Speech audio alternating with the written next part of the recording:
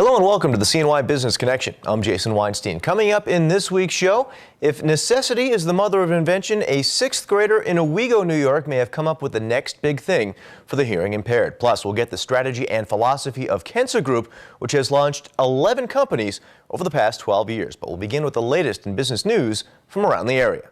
The state labor department says the unemployment rate in the 52-county upstate region dropped in February to 8.9%, down from 9.5% a year ago. The jobless rate in Syracuse was 8.9%, Utica 9.1%, and Binghamton 9.1%. In fact, Binghamton is New York's only metro area that still shows a net loss of private sector jobs. Manufacturing, the highest paying sector, is barely bouncing back. Some portions of manufacturing are pulling back their workers. There's no real robust growth going on within that. And that's, like it or not, it's still the industry that we all rely on. It's the one that has the largest impact. Harris expects to see a loss of government and school jobs as federal, state, and local budgets kick in. If you're filling your gas tank or trying to feed your family, a major concern for you these days is rising prices, according to a new Siena research poll.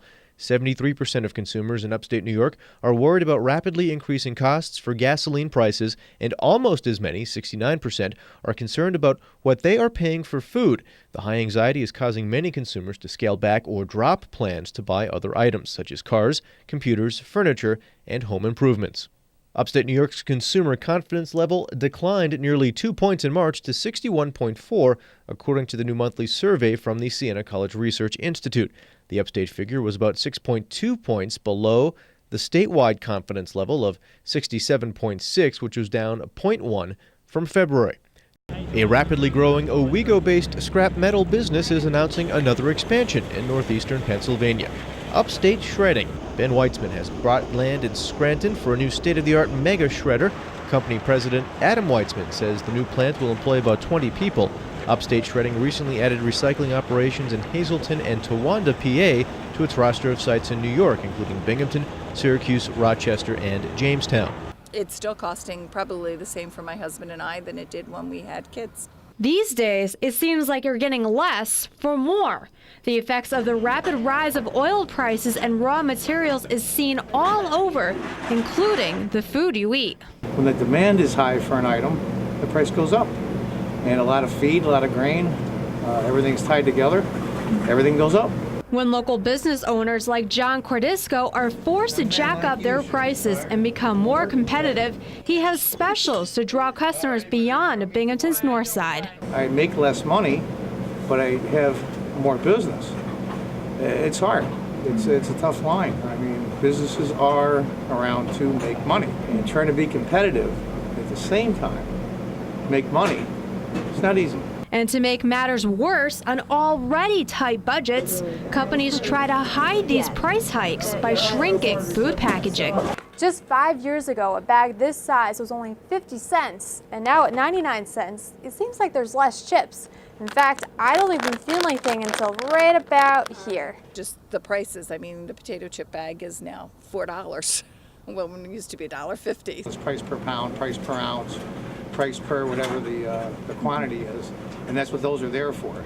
So instead of making the prices higher, they just make the cans smaller. The way the budget process has gone this year, we have had no idea what to expect. When lawmakers passed an early budget for the first time in more than 20 years, school districts across upstate New York were pleasantly surprised to find out some state aid would be restored. This is wonderful. This truly is wonderful. Anything that will help preserve opportunities for students, I'm delighted with. $134 million will be redistributed to upstate schools, a little more than $500,000 for Vestal, $673,000 for Union Endicott, and $387,000 for Owego Appalachian.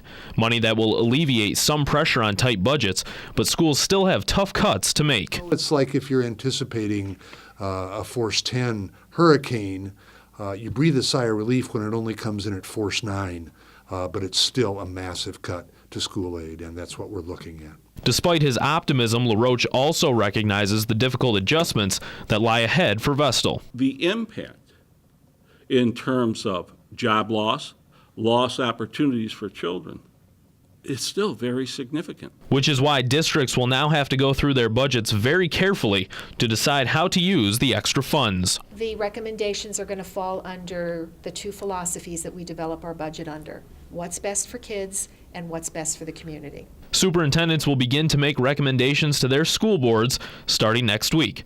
We hope you enjoyed that. When we come back, the latest bit of business wisdom from someone who has lived it thanks to our friends at Prendismo.com. Plus, the philosophy and strategy of Kensa Group, which has launched 11 businesses over the past 12 years. I'm Norm Poltenson. I've published the Central New York Business Journal for 25 years. Our success is based on the fact that we know only one audience: owners and managers of businesses in Central New York. We publish stories for them. We don't offer sound bites, and we always source our information. Maybe technology's changed since I started publishing 25 years ago, but not our mission. You can always rely on the Central New York Business Journal providing your business news. I'm Susan from Tarjac. You may know us as the source for the best camo for your guns and bows, but we do so much more. Our custom work with automotive parts can transform any vehicle, our ATVs, sleds, four-wheelers, motorcycles. We've received national recognition for our work with Orange County Choppers, and we are most proud of our partnership with the future servicemen by providing customized helmets for the Army-Navy game. From the national stage to your favorite hunting ground, it's Tarjac. Welcome back. Launching 11 companies over the past 12 years, Ithaca-based Kensa Group has certainly weathered the recent economic storm. Just how have they done it? Well, here's a look at the philosophy and strategy of Kensa Group. My name is Eric Eisenhut, Managing Director of Kensa Group. Challenging economic and employment conditions are something that companies and people face today and have faced in past years. These challenges push organizations and individuals to adapt, change, and create. Recognizing the dynamics and the cycles are critical to managing and fostering growth. I want to highlight some of the ways we at Kensa Group have gone about creating opportunities and economic growth. Although not the only approach, Kensa Group has launched 12 new companies over the last 11 years. Collectively, our portfolio companies have raised more than $60 million through venture capital and more than $50 million in non-dilutive government grant funding. Our model of using a startup company as a vehicle for launching new technologies has proven effective. It keeps the organization lean in the early years. It aligns goals of the founders, employees, investors, such that the real return is enjoyed by all involved at a common time. Whether you have a new technology coming out of universities, a new technology created within industry, or an insightful understanding from seeing a problem and envisioning a solution, it is critical that the innovation meets a market need. At Kensa Group, we've identified materials science and knowledge management as areas of expertise that, if adapted and applied, can create significant new opportunities addressing market needs of the healthcare industry and the green economy. Internationally recognized researchers are developing novel therapies that will play a key role in biopharma developments that provide innovations in areas as varied as oncology and wound care. There is a wealth of historic knowledge in our geographic center of creation, upstate New York. With leading chemical and medical device companies having a strong presence in the region, although diminished from their peak, there is an infrastructure that can be leveraged to foster innovation. By example, Novomer, with more than 30+ employees in Ithaca, New York, has pilot production running in Ithaca and Rochester as it introduces new polymer technology. Although it is a daunting task to create things anew, to transform our talents from one industry to another, it can be done effectively. Market innovation is lots of hard work, humbling moments, and ultimately a great sense of satisfaction and ownership. Learn more about market innovation by going to www.kensagroup.com. Well, it's time now to turn things over to our friends at Prendismo.com, partnering with entrepreneurs for success. And here is the latest bit of business wisdom from someone who has lived it.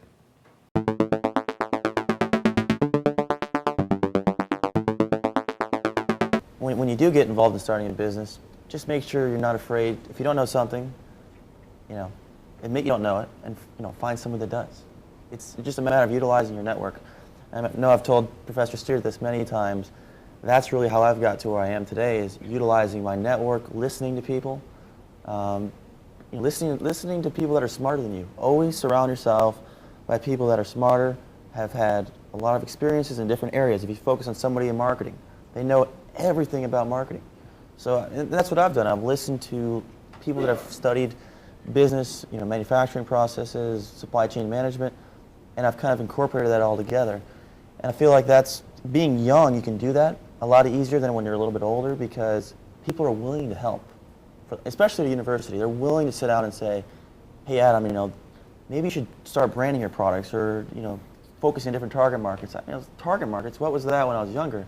And then it dawned upon me, target markets, oh wait, we can design marketing material for schools, solar hot water systems just for schools and for municipalities, and then for residential users. So being able to think like that, it all comes from utilizing your network. Thanks to our friends at Prendismo.com for that. When we come back, if necessity is the mother of invention, well, an Owego 6th grader may have just come up with the next big product for the hearing impaired. I'm Norm Poltenson. I've published the Central New York Business Journal for 25 years. Our success is based on the fact that we know only one audience, owners and managers of businesses in Central New York. We publish stories for them, we don't offer sound bites, and we always source our information. Maybe technology's changed since I started publishing 25 years ago, but not our mission. You can always rely on the Central New York Business Journal providing your business news. I'm Susan from Tarjac. You may know us as the source for the best camo for your guns and bows, but we do so much more. Our custom work with automotive parts can transform any vehicle, our ATVs, sleds, four-wheelers, motorcycles. We've received national recognition for our work with Orange County Choppers, and we are most proud of our partnership with the future servicemen by providing customized helmets for the Army-Navy game. From the national stage to your favorite hunting ground, it's Tarjac. Welcome back. If you can invent a product that can change your life, it'll most likely be able to change the lives of others as well. That's a lesson an Owego 6th grader has learned, as his struggles with his own hearing aids may have helped him come up with the next big thing for the hearing impaired. It all started with Decker Ayer's love of sports and outdoor activities. I play baseball, soccer, I do hiking, camping, zip line, rock climbing. But the hearing impaired 6th grader ran into a problem with his hearing aid whenever he was active. My hearing aids always rust when I sweat, so I had a problem with it, so I had to think, and that's where I got my idea from. An idea that won him $500 and first place in the RIT National Science Fair for deaf and hard of hearing students. His experiment, Defense Against Rust, which looked at ways to prevent metal from rusting. The four solutions were petroleum jelly, clear enamel, silicone caulk, and electric current. After coating nails with each of the solutions, Ayers put the nails in salt water to simulate his sweat and waited to see if they would prevent the nails from rusting. The electric current made it speed up, and the petroleum jelly slowed it down. With no in-between, Ayers figured that he may at least be onto something with his petroleum jelly results. I think it would help people, because if they mixed it in with the metal or something, they could put in like all the hearing aids nationwide in all the companies, and it would stop most of the rest. Ayers says that he knew he had to take the chance to present his idea and will enter the competition next year and hopefully take the advanced track into the science world. Our thanks to Amanda Kenny for that story. And time now for the latest from Bob Stezzi from Stezzi Training and Consulting.